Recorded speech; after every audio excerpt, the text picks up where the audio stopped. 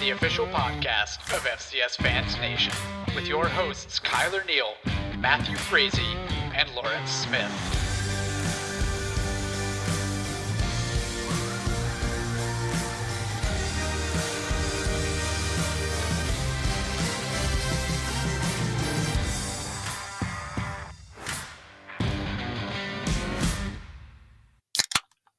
FCS Fans Nation, you know it is the springtime right now because Tubbs at the club is fishing, Kyler's grinding at work, Duke D-Law is just prepping for marriage as it gets closer, and tonight you're stuck with Matt, the unbiased Bison admin, and Mr. Jamie Williams, just us two, a duo tonight, or this morning, afternoon, whenever you're catching this podcast. Welcome to the FCS Fans Nation podcast. And we are holding it down for the underground since all the other admins are a little too busy. Jamie, have the floor, man. It's just you and me, buddy. How you doing tonight? Oh, doing good. I guess at this point I've gone from guest to regular almost at this point. It's 4 or 5 straight weeks. Hopefully people don't get tired of me, and let's keep the ratings high, fellas. I don't think so. No one's going to be sick of you, especially if Duke D-Law is just going to be so concerned with, his beautiful marriage and his dream wedding he's always thought about since 4th grade. I guess we'll just have to keep bringing you back, man. So that's right. I guess he's got it, all the details written in his marble composition book that he wrote down that he checking off the checklist. It seems like that kind of guy. Him and I have connected on How I Met Your Mother, our entire existence, our entire friendship together. So he's finally at the final season right now. So that should be a fun wedding to go to. But Jamie, enough about Duke D-Law's love life. Let's kick right into the FCS Fans Nation podcast. If you guys are just catching this for the first time, this is the official podcast of the FCS Fans Nation page on Facebook, Twitter, Instagram. This podcast is completely driven by the fans asking us questions and us answering them. So the dialogue is completely built off fans' curiosity. Let's kick right into it, Jamie. We got some really awesome main topics tonight. This first one is outstanding because we have had some changing of the guard possibly in the OVC. And we're going to start with Mr. Dustin Helton. He says the final game of the OVC, if Murray State ends up winning and Jacksonville State losing, Murray State wins the auto bid, Jacksonville State will get an at-large. Whose bubble is burst by this? Just a little recap, Murray State winning again, now up to 5-0 on the season. Jacksonville State going down in utter defeat after a very poor turnover flag-ridden performance against Austin Peay. So, Jamie, what do you think, man? A little bit of your thoughts on that game you saw there in the OVC this weekend, and whose bubble is bursting for those 6 at-larges?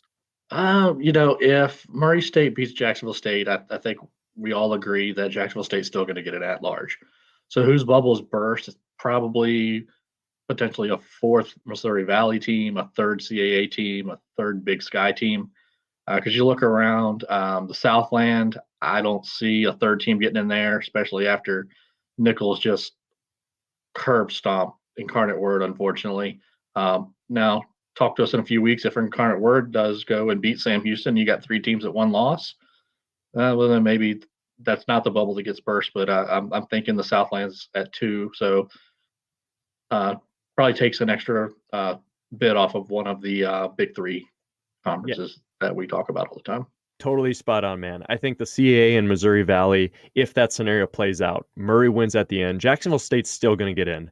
We've talked about this before. They have their fall schedule on there. They have an FBS win against Florida International. Right now, they sit with 1 FCS loss, and they sit with a loss to Florida State, which they were very competitive up until the 4th quarter in that game. So they're going to be an at-large. Let's just say that South Dakota State wins the Valley. NDSU and UND probably getting in. And CAA, Delaware, and either undefeated Richmond or JMU getting in. I'm sorry. One of those would be auto bid. I think a Southland team is going to get 2. So I think you're spot on, man. It's going to burst that bubble of possibly that 3rd CAA team or a 4th Missouri Valley team officially can kind of cut it out if Murray State wins there at the end. And the Racers are playing some good ball, man. They're not messing around. It kind of seems like Jacksonville State every week, Brandon Anderson and these guys, or Brandon Owens, he keeps saying things like, I'm concerned about discipline. I think the offense is starting to struggle. Yep. And those are starting to show where Murray State seems to just keep getting stronger and stronger. So we'll see how it plays out. If you had a gut reaction right now, Jamie, who do you think, man? Do you think Murray State or Jacksonville State wins that last week game? If you just had to throw something out. I still think Jacksonville State's going to win that game. Murray State's playing good football. I know somebody posted under my top 25 this week the games that the teams they've beaten, and they are the bottom of the OVC, but there's still 0 losses there. But until proven otherwise, Jacksonville State's still got a lot of talent. Unfortunately, a couple weeks ago, Brandon was spot on with what was hurting them because they were looking good, but he identified a few things that were going to trip this team up, and it was discipline and turnovers, and they had 6 turnovers and 18 penalties yesterday. The defense played great. They allowed less than 30 yards rushing, and 13-10 they lost. That is just insane to only give up that many rushing yards. I saw Bob post that on the page. To realize you have that few rushing yards given up, but you can have that many flags and turnovers. That is just detrimental. I'm going to push back on you, man. I'm going to go with Murray State because Murray State's at home and they're playing better ball right now. So I'm going to say with gut reaction right now, Murray State. So we might have to have a beer bet on that one. There we go. Cool. All right, Jamie, this one, man, I'm going to throw it towards you. You're the resident expert. This is from Mr. Lawrence Smith. We've already discussed his love life, so let's answer his question here on the podcast. He's wondering, after Cole Johnson went 16 for 22, 222 yards, and a touchdown, is James Madison's quarterback competition back open? Since it seemed like Gage was going to be the guy based off all the JMU talkers. Just like NDSU fans said it was going to be Cam Miller, and suddenly things maybe switched back around. What do you think, man? This is all your perspective, Jamie. Give us some insight on that quarterback competition for the Dukes. Yeah, Cole actually played really well. I was obviously pretty nervous when I saw that he would be starting over Gage because I guess Gage was out. They're not going to say whether he tested positive, contact tracing, what happened. Before we talk about COVID, I want to say, guys, outside of football, the players' health is the number one thing. So just before we talk anything else, this is a football podcast, but just that's the key. That comes before everything else. So I just want to say that first. I think Cole really had a fire lit under him. I tweeted that out. Looks like he had a fire lit under him. Came out. He played really well. He was hitting his passes. He did sail a couple. He didn't turn the ball over. It looked pretty good. What happens if once Gage is healthy? Gut check says Gage is going to go in. One game doesn't make a decision change to me until Gage goes in and gets his opportunity to play with the ones and start and see what he can do. And we'll see if that's this week in a really, really key matchup. Jamie, would it shock you at all if, oh man, people are going to call us so biased just because it's you and me, but I don't care. Would it shock you at all if Frisco matchup is NDSU JMU and they get there by literally, for the most part, running some sort of dual quarterback combo, the whole, like, just switching around? That looks like what NDSU is doing. I don't know if you feel that way about JMU, if they're just like, they're more their guy, like Cole had a bad game and maybe now he's back. NDSU just feels like a double QB system for the spring. It feels like that's what they're going with. Would it shock you at all for that to be the case? Or do you see JMU finding the guy if they're healthy and just sticking with them? I think we'll pick one guy, stick with him. Signetti seems to be a pick his guy and roll with it. It's tough to play 2 quarterbacks because, like a lot of people have always said, if you have 2 quarterbacks, you don't have any. I see what the Bison did last game, and I guess it remains to be seen if Cam is healthy. I don't know how the status of his hand or wrist, but going back and forth, Zeb made some nice throws. That throw to Christian Watson was a ballsy throw, but that's a throw you got to make. And he took the chance. Christian made a great play and then outran everybody.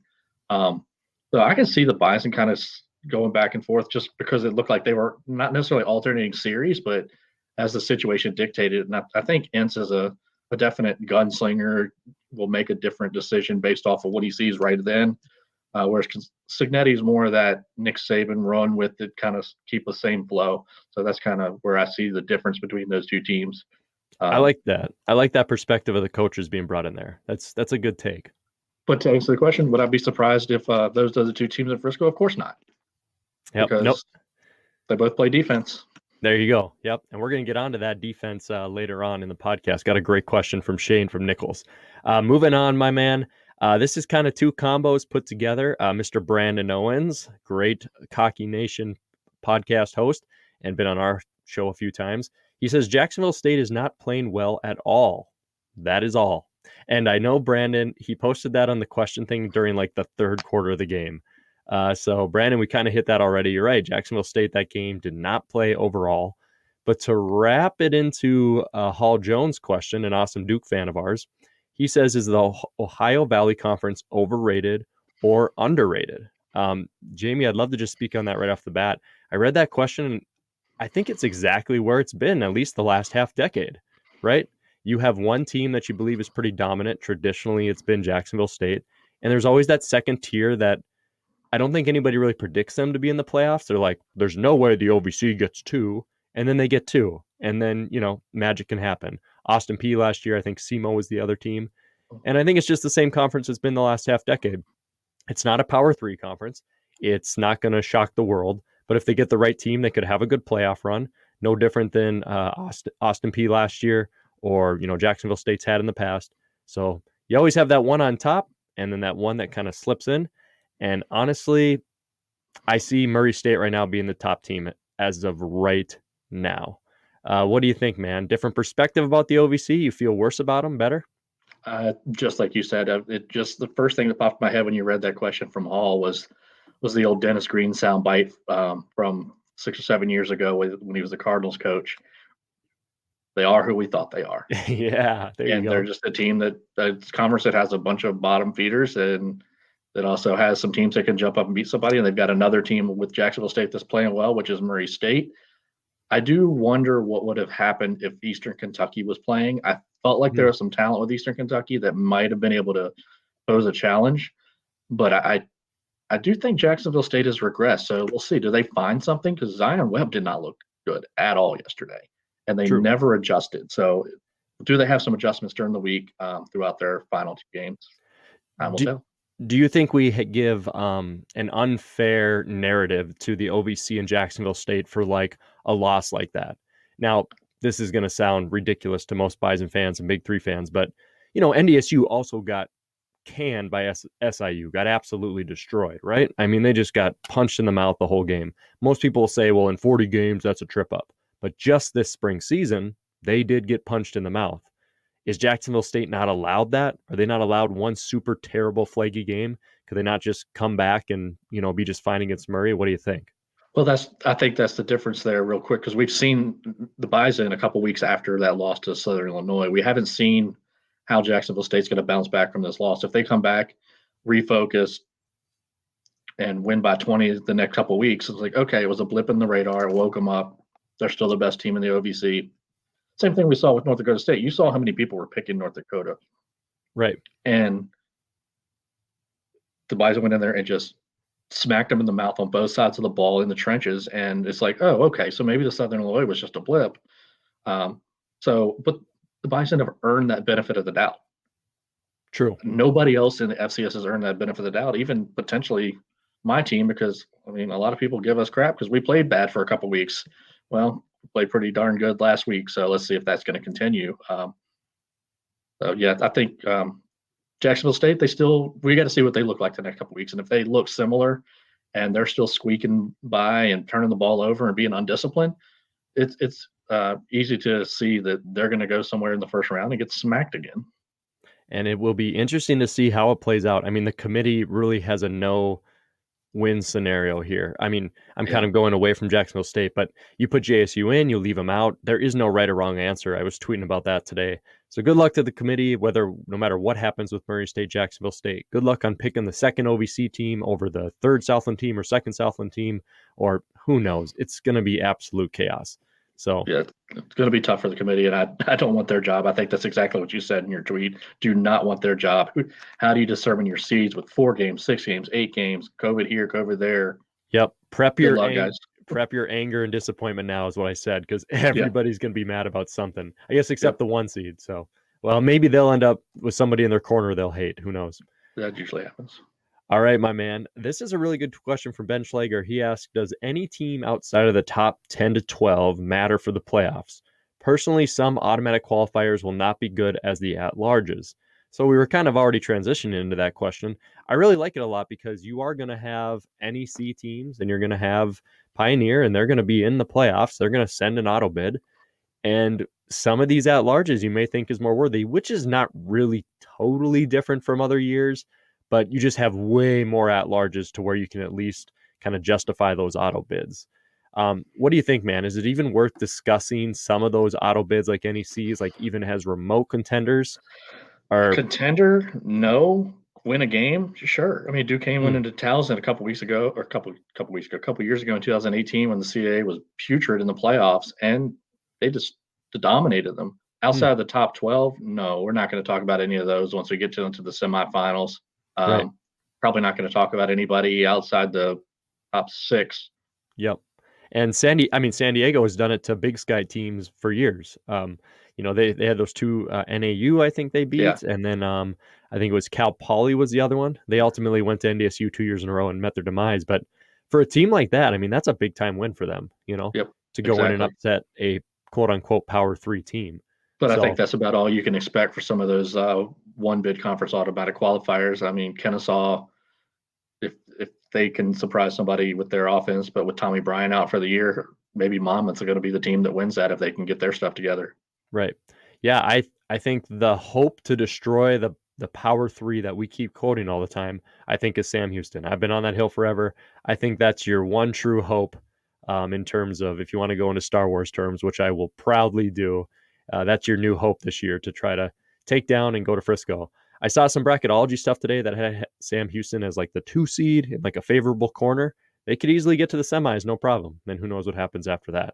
But enough. I can't go down the Bearcat lane. Otherwise, I'll just keep talking about how proud I am that I predicted them to be good. So, all right, man. Moving on. I want to get your perspective here, Jamie, because I am going to be a guest tomorrow on the Jackrabbit Illustrated podcast during Jackrabbit Dakota Marker Bison Week.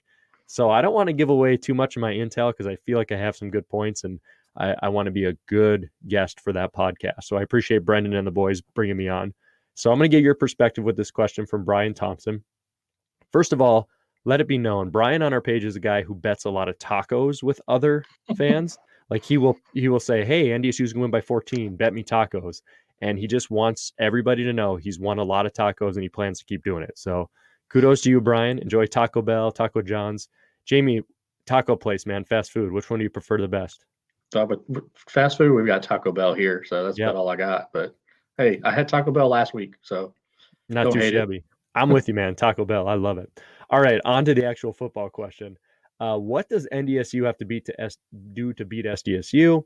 And flip that question right around. That's from Mr. Joshua Hoffman.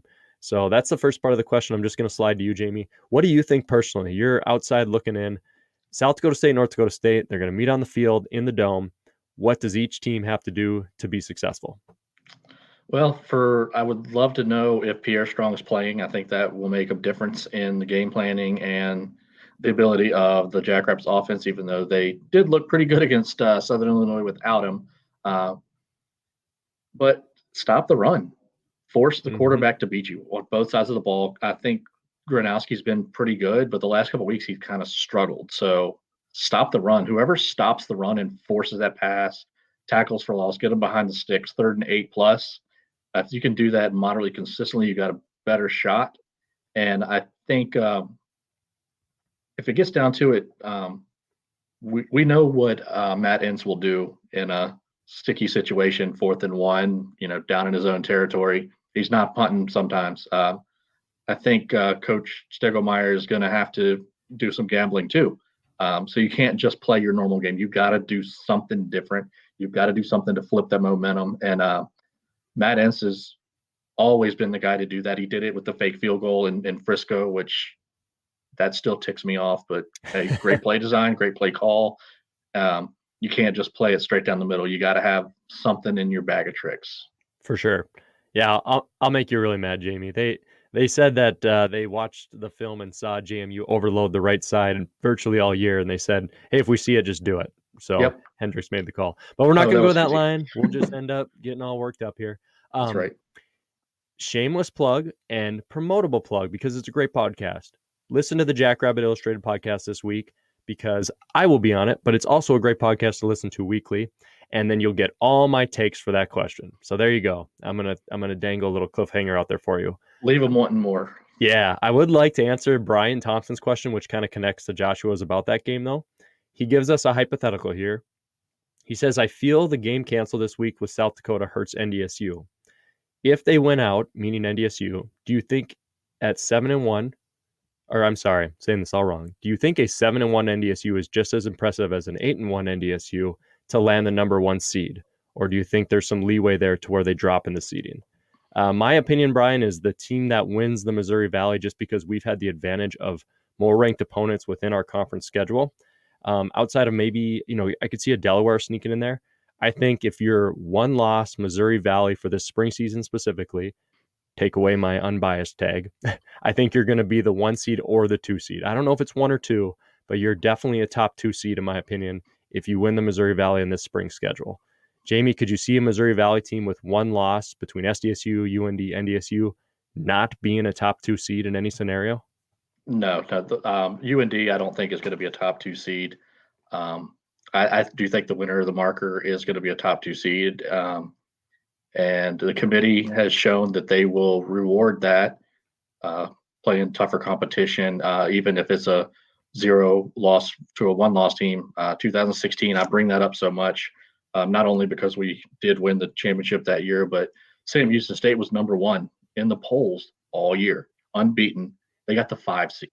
And I know their fan base was ticked because that meant a trip to Bridgeport Stadium. And we saw what happened when they got there. But it also justified them as the 5 seed and JMU is the 4 and North Dakota State is the 1.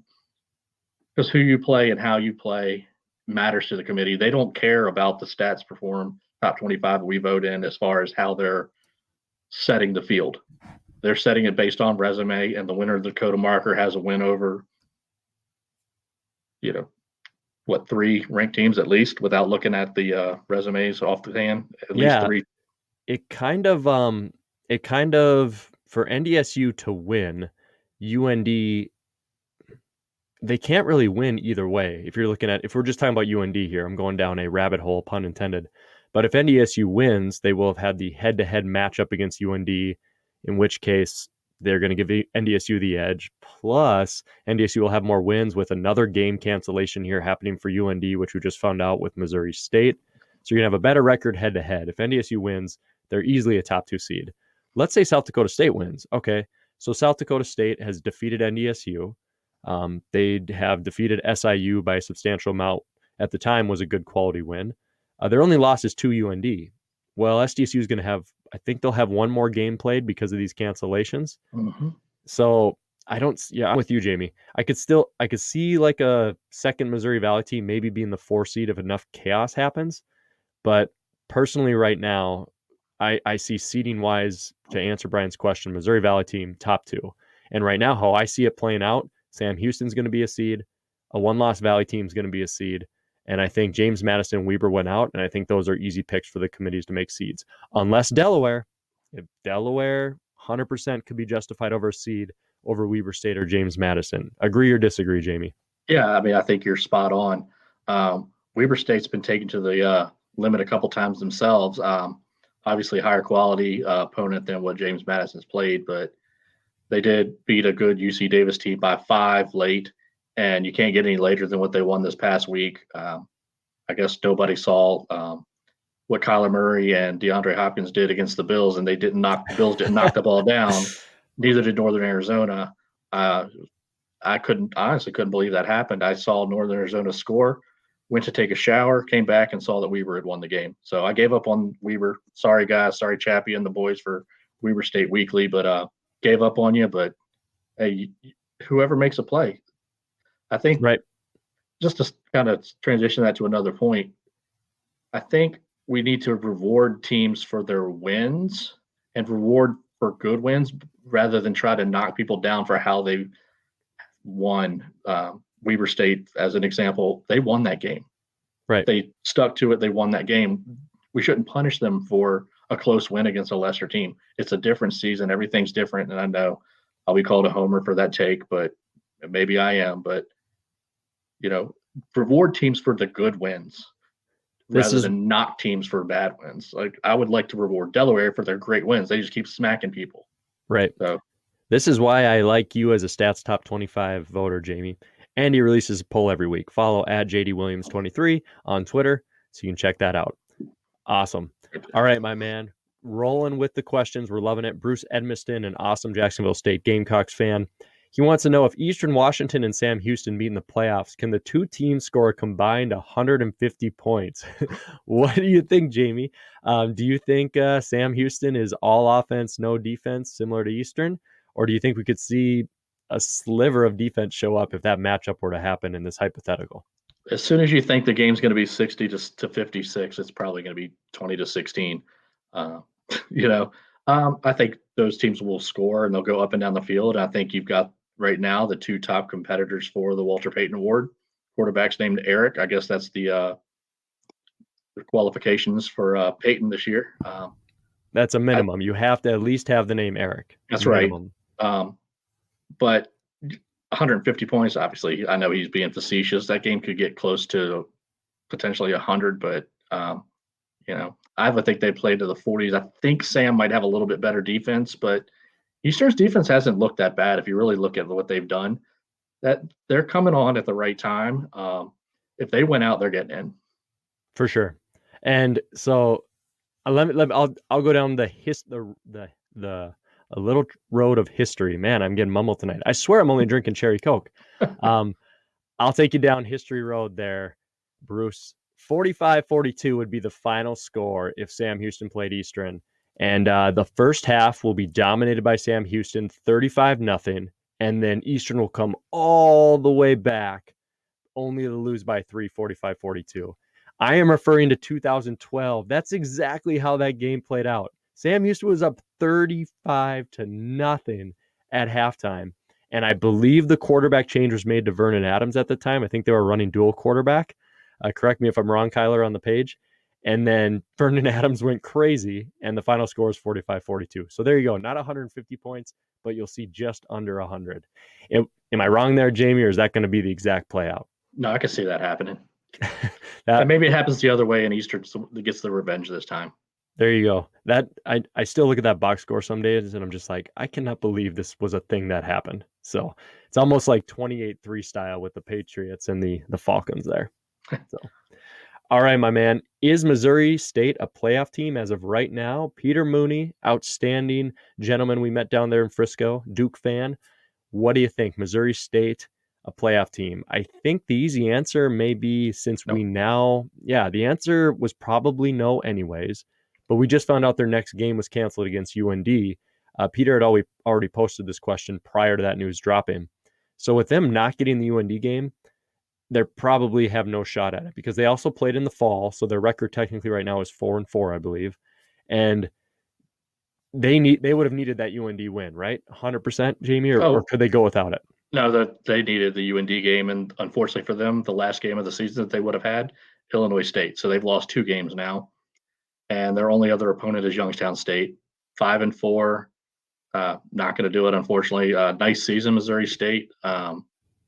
You help North Dakota State's resume a little bit, but build something for the fall. We'll see what you got then. But for the spring, no, not going to happen. Yeah, if they don't play in the fall, which is good they did, they got games, they made it happen. If they don't play in the fall, they're a one-loss team, and they're in the Missouri Valley, and UND gets canceled, and they can finish with 1 loss, and maybe they sneak in at the end. So the fall may have gotten the best of them there. All right, my man. Last one here for the big ones. Shane Klebert. We have Shane, I want you to hold on. We're going to ask one of your questions, then we're going to have a big dialogue about some of your other questions at the end, okay? Because I loved what you were posting. Shane's awesome, by the way. He says a lot of new Nicholls fans and Southland fans are listening to our podcast because of how interactive we are. So, Shane, shout out to you and all the new listeners. We appreciate it, my man. So he says, after Nicholls' victory over number 13 Incarnate Word, it is clear that the Colonels will absolutely get in the playoffs. Absolutely. If they win out at 6-1, the Southland will undoubtedly get at least 2 teams in the playoffs. What do you think, Jamie? We covered this a little bit, but let's talk specifically Nicholls. You were talking about Incarnate Word, the possibility of a third. Do you think Southland is a guaranteed 2? And do you think Nicholls with a win out is that team? Absolutely. That was a good win for Nicholls, and they had 55 points at the half. And I jokingly said on Twitter, I don't know if it was Friday or Saturday, just put the punters away, don't even bring them out.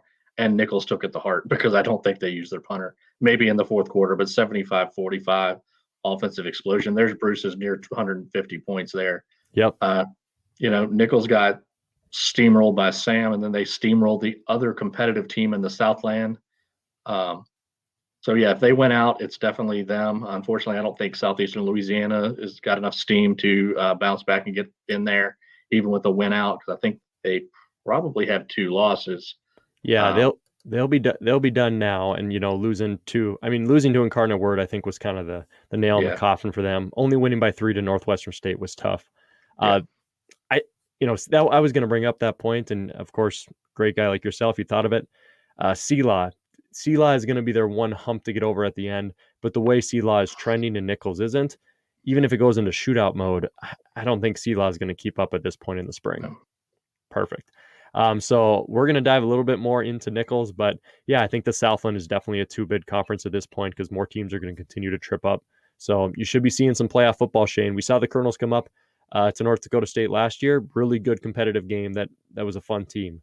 And I know you've always said it before, Shane. That team is made up of like the entire roster. It's like 112 of the total people on it are all Louisiana. Like they're Louisiana kids that they've recruited. I think that's really cool. All right, my man. Jamie, we're a little ahead of schedule here, so these are quick hit questions, but we can definitely take our time with them if you want. Starting with Mr. Paul Emerson. This was for Kyler, but unfortunately he's grinding tonight. He says, why is Kyler such a hater? Dang, Paul, calling out Kyler. I know Kyler would appreciate that. He loves the back and forth. My thing, Paul, with Kyler is he's the facts guy. I mean, the thing with Kyler is he will destroy you back via argument with statistical data, logic within his argument. He's unlike me. I put a lot of emotion into my arguments, and it typically fails. I get like one thing right a year. And Kyler always comes back with the stats. So what some people call hater, man, I'm going with just a factual argument that's tough to beat.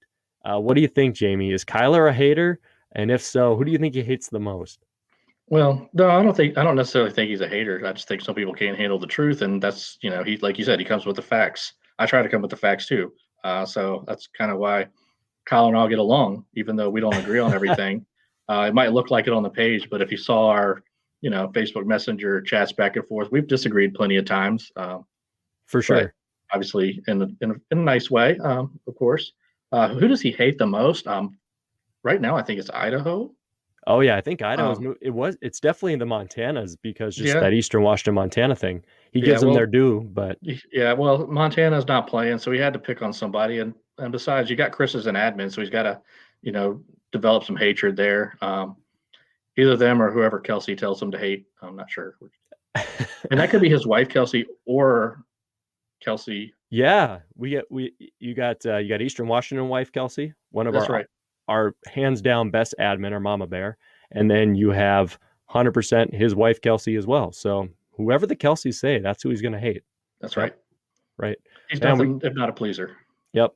We'll get all the admins' love lives figured out tonight. So that's right. All right, my man, Keel Wilson, another awesome Dukes fan. Met him down in Frisco. Great guy. Pick your best quarterback in 2021 thus far, regardless of conference and based on your observation. Jamie, what do you think, man? Do you have a best QB that you're just sold on right now? Well, I think I gave you 2 early. If they both have the same name, I'm going to go back to the same Eric Schmid, Sam Houston, Eric Barrier, Eastern Washington. Honorable mention, unfortunately, out for the year, which really breaks my heart. Reese Udinsky, VMI, is out for the year. But Eric Schmid and Eric Barrier, slight edge to Schmid, a little bit better stats as of right now, I believe, without exactly looking at it. But that gap can be closed. Go with those 2. I am going to go with kind of an off-the-wall take. Albany is nothing without their main man, and I love his name, Undercuffler. So, okay, he's been injured, so he hasn't been playing. But hasn't it been amazing to watch once he's been out, how Albany is just like completely off the rails? They have other issues as well, but now it's like no chance. They're completely gone with it. It's like picking Peyton Manning when he went injured and the Colts went 2-14. Yeah. So I think he was kind of one of those guys that held up the room, if you would. So And it just shows that in FCS your quarterback matters undercover. And to me, another CAA example, Elon Davis Cheek. With him, that's a top 25 team. Without him, it's a bottom 25 team. All right, my man, Hall Jones. Hey, Jamie, this is a good one. He goes again. Will the Southland Conference ever find their lost D/defense? What do you think? A little pun there for Mr. Hall Jones. I have an answer personally, but what do you think? Do we have Southland defense this year or no? Not really. Sam Houston has a little bit of defense, and that's all you need down there. Otherwise, look for a shootout. And when you get to the playoffs, I think we'll talk about this later, Shane Kleibert. You got to have more than a nominal defense. You got to be able to turn the ball over, stop a team, and you see what happens when you don't. When those teams that play all offense go to sites where teams play defense. And you know what? Just because Matt and I are sitting here doesn't mean that the right answer isn't the way JMU and NDSU play defense, because you've seen what they've done the last 5 years. 100%. Yeah, I mean, Sam Houston right now, they're right on par with what they were last year in terms of, I think they're a little higher, like 20 points a game through 3 games right now, which is a low sample, but they were about 18 points given up per game last year with kind of an offense that was injured and struggling. So I think your hope for a Southland team with defense is Sam Houston. So Hall Jones, watch out, man. I feel Sam Houston is more like 2011, 2012 than they were 2016, 2017. Casey Keeler has a defense this time, so we'll see. I will eat a lot of crow if I'm wrong, but I don't think I am. All right, man, here we go. Will Siller, great question. Are the typical dominant teams not as good this spring, or the typically dominated teams a little bit better? Either way, I don't feel as though we've seen the cream of the top rise to the top yet. The cream of the crop rise to the top. So what do you think? Do you think we've just seen some downgrade at the top? I personally don't, man. I mean, maybe there's not, I think your difference is there's not like 2 that you can selectively pick. I think I've said this in the past. It's not like 2019 where it's like, well, NDSU, James Madison, and maybe there's a third team that might beat them. I just think the top is still stronger. It's just of the top, who of those 6 to 7 are going to rise to win the championship? I think you have more options, but I think the top is still way above when you're ranking and you start to get into 7 and 8. Your take on that? Since you're a stats voter, you start seeing 8, 9, 10. How do you start feeling about national title contention?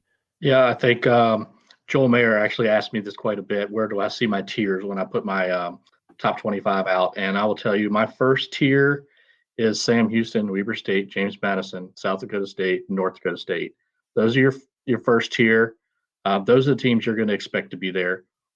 1 or 2 of those teams are played in Frisco. Outside shots will be my next tier: North Dakota, Delaware, and VMI. But I think what you're seeing, to answer Will's question, is you're not seeing as dominant of offense from those top teams. Those, just except for Sam Houston, of those 5, the other 4, Weber, James Madison, North Dakota State, South Dakota State, you're not seeing that dominant offense that you're used to seeing. But if you really look, you are seeing a pretty good defense from all of those teams. And we can harp on it, but defense does still win championships. You just got to have enough offense to balance that out. And it's going to be who's going to find that offensive spark. And it's going to be one of those teams. I think if you give me, those 4 teams, excluding Sam Houston of the field, I'm still going to take one of those 4 to win the title. I like the take. I'd add on to it, but I think I'd be repeating myself for some of our questions coming up here. So I'm going to put a pin in it for now. Love that take. Hey, man, we'll answer any question on the FCS Fans Nation podcast. Brandon Anderson wants to know, what Eastern football traditions could meld well this weekend? This is great. Easter weekend coming up. So what traditions could possibly meld? I think I have a good one, okay? Let's see which teams lay an egg. Oh, I've been thinking of that all day. It's a bad dad joke, but I'm thinking all day. Somebody could lay an egg this weekend, even though I'm pretty sure bunnies don't lay them. They hop around and throw them out according to whatever weird stories you read your kids. But yeah, we'll see which teams lay an egg this weekend. What do you think there, Jamie? Do you have something that you can mix as bad as that dad joke? Easter and FCS. Bunnies? Oh, yeah. Will The weekend of the bunnies. Yep. Uh-oh. The weekend of Eastern. Who knows? Oh, yeah, I don't know. South Dakota State might have something up their sleeve. Yeah. Yep. Or maybe they lay the egg. I don't know. Right. So we have some sort of rabbit egg punt. I don't think there's anything here for candy, but I think that would be your way to think of it, Brandon. Which team is going to lay an egg and who's going to rise to the occasion this weekend? So, and it might be the bunnies. We will see. All right. Dustin Helton. He says, aside from your alma mater, school of choice, name your top 3 FCS mascots and why are the Banana Slugs automatically ranked over everyone, even though they don't play FCS? Well, I'm not going to debate that. Banana Slugs is a really, really cool mascot. But Jamie, if you want to just go back and forth a little bit, man, what do you think? Do you have 3 mascots that you just think are awesome? Quick shout out to Ben Schleier. I think we all said it was Santa Barbara that was Banana Slugs, that he did say Santa Cruz, who was the actual correct answer. So Ben, boom, nice job, buddy. I think you also have to bring this question back when Chris is here because he really wanted to answer this specific question last week. So next time Chris is here, we got to get his answer on the record. And I'm just stalling because I'm trying to think of teams, but it's hard to go away from. I got you, man. I got you. I think I'm probably going to steal your first one, so I'll let you go first. Oh, okay. We might. I mean, my number 1 is never change. Campbell. I mean, give me the camels. 100%. I think the camels are so cool. It's just this orange camel. It's like they plucked it from Marlboro cigarettes back in the day, painted it orange, and called it good. So I think the camel is super cool. We even did our Hump Day Wednesdays on the page where we post facts about the camels. So camels are number 1. Here you go. The unbiased bison admin. I've always said this. I'll say it in the Jackrabbit Illustrated. I think those bunny logo helmets that SDSU have are sick. And where I go send my kids to school here, or will in the future, our mascot is the squirrels.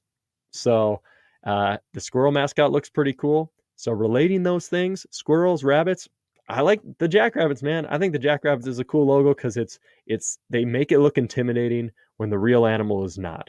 So those are my 2 right now, camels and jackrabbits. Dude, what do you think? Am I off there, or are there better ones out there? No, those are good. One of the ones I like, and just because I also like their colors, the Florida A&M Rattlers. Love yes. Rattlers.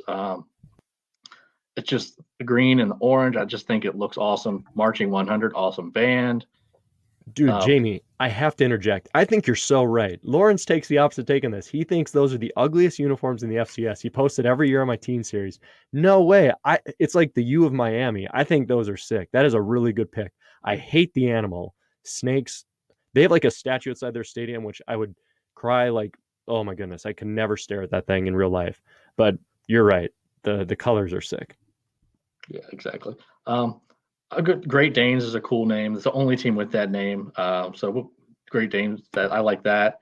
And I'm going to be a homer. Hey, the Dukes, man. How can you go wrong with the Dukes? The Dukes. I'll do you one better. The one bulldog that's better than you guys, and this is biased bison admin.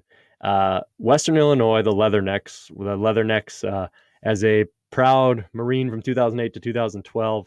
Leatherneck is Marines used to fight on ships, so they'd wear a piece of leather around their neck to make sure their throats wouldn't get cut from swords. So I'll go with the bulldog, which is the only mascot the Marine Corps allows to use for like college athletics. They've authorized it for it. So I think that's pretty dope. So there's some lineage attached there. Hey, and a good fun fact to go along with it. So 2 fun facts, really. So 100%. All right, my man. We've had Great some question. fun. Yeah, that was really good. I'm glad we got that one to almost finish it. But let's go into Shane's he wrote a pretty big paragraph. He always asks me multiple questions, and unfortunately, we don't always get to them. Just you and me tonight, I figured we could just kind of wrap up his final thoughts and kind of discuss what he thinks here at the end before we get to game of the week. So I'm going to kind of just read off of Shane's paragraph here. It's really well written. Hope that I can actually say it the way it's written. But he says, after 6 weeks of football, I haven't seen anything mind-blowing from the Big Three, referring to the CAA, Valley, and Big Sky. He says, nothing that separates them from the other FCS conferences this spring. In fact, most top 10 FCS teams have been just squeezing by week after week. He also says, what teams in the Power 3 conference have looked dominant so far? Who in the Power 3 has an offense that can keep up with Sam Houston, Nicholls, Sela, or Incarnate Word? And finally, the no defense argument comes up after every big Southland Conference offensive explosion. The bottom line is the SLC teams are super talented on offense, And it's clear to me that the Southland could very well be one of the top 3 conferences in the FCS this spring. Lots to unravel there, Jamie, but he is sick and tired of the disrespect. He feels like the offenses are explosive enough to not only elevate the Southland to a top 3 conference, but he's putting it out there. They're here. Southland's ready to go compete for a title. Hearing all that in the past, in the present, looking forward, what do we think about the Southland right now? Are they being disrespected? What do you think? Offense sells tickets. Defense wins championships. When it gets to the playoffs, the level of competition is going to increase, and you got to play defense. Sam Houston finds that out every single year.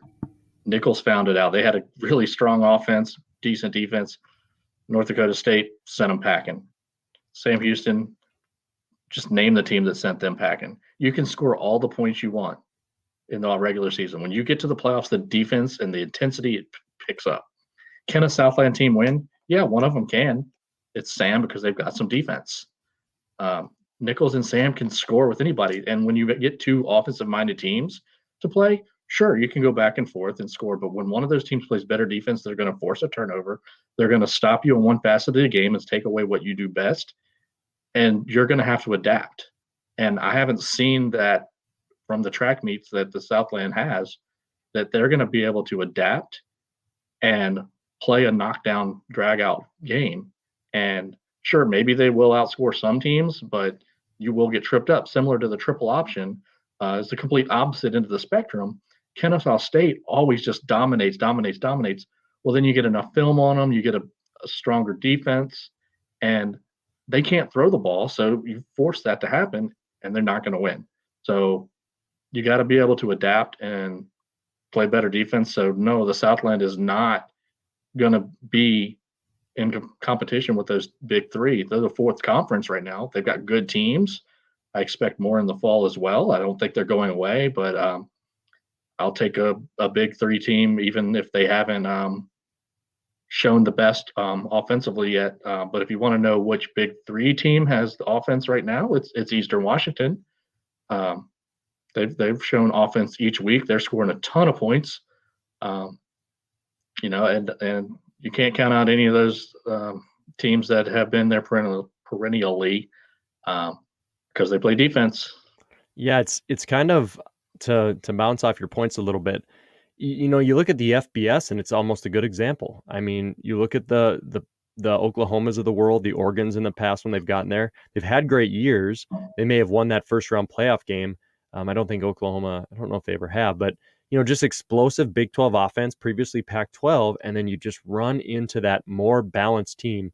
To quote Kyler a little bit, it's not always the most elite defense that wins it. FCS, it kind of seems that way because NDSU, James Madison outliers, but it's the more balanced team. And if you're just purely this striking, crazy offense, you kind of saw Sam Houston do that to Nicholls. They played defense, but they're still explosive. It's why we are more high on them than a Nicholls team.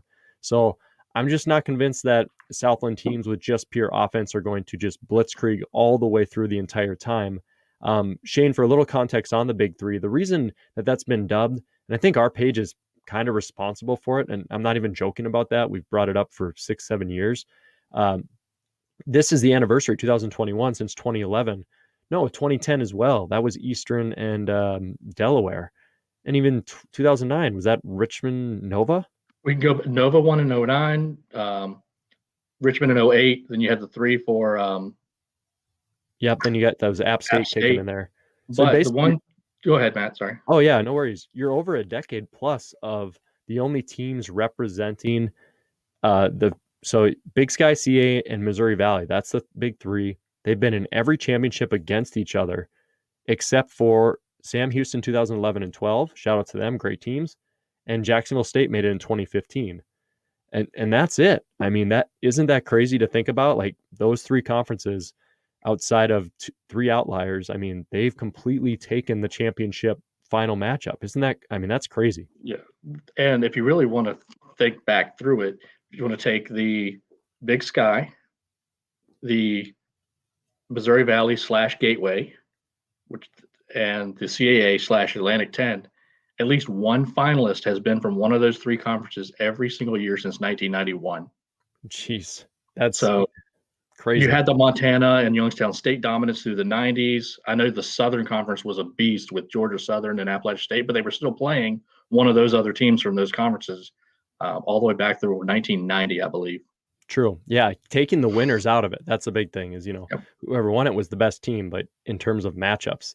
So, Shane, to kind of wrap up your paragraph, we love your passion. We love you're a part of it. Nicholls can certainly prove us wrong. And I think Nicholls and Sam Houston will get a shot because they're both going to make the playoffs.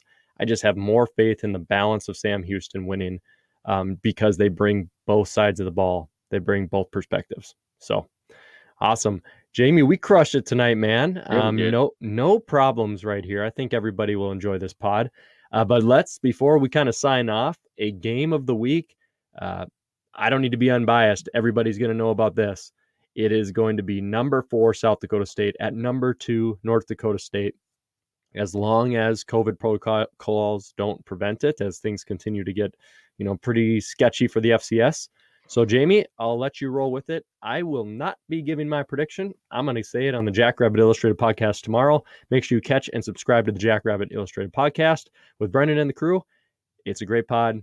Keeps you in the loop with all what the Hares are up to. So, Jamie, it's just you tonight, man. Prediction time. Make me fly solo on this one. All right, Yep. Let's see. All you.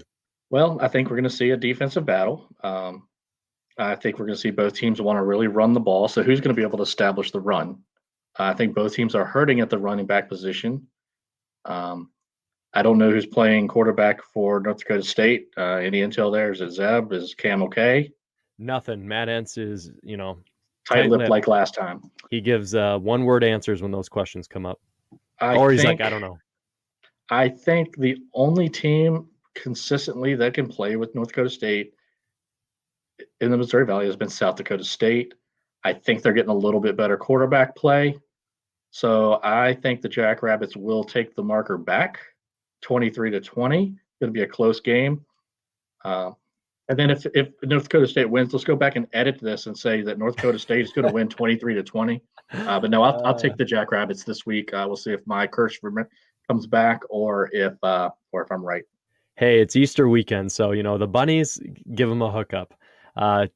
Tune in for mine Wednesday when that Jackrabbit posts, and I'll let you know. So, Jamie, love the prediction. Hey, thanks for joining me tonight. Thanks for joining us every week, kind of helping fill in as things have been chaotic here in the spring for us and everybody. But that concludes our FCS Fans Nation podcast for this week, guys. Let me toot my own horn before we close. Jamie, kick it, buddy. Chattanooga, unfortunately, has backed out for the rest of the spring. If you remember on my very first appearance, it was after the first week of games. We're talking about the Southern Conference. Who's going to win? And I went on a limb, the boldest of bold predictions, and said VMI.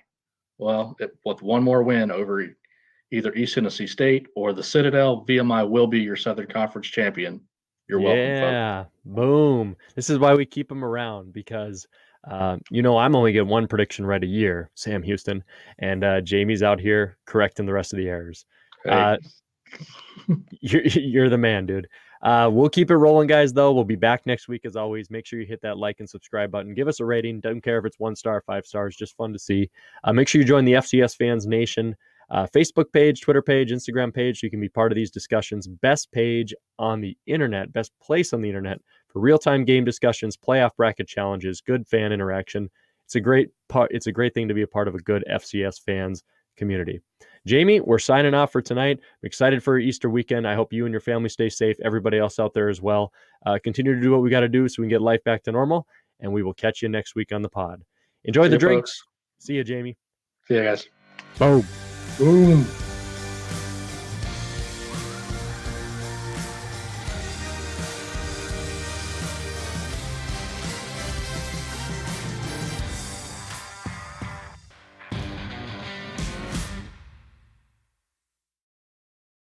Like the invite? I didn't know if it was week 8 or not. I don't know. I think it's week 7. With spring, I can't keep track. Yeah, well, according to stats, it's actually week 27.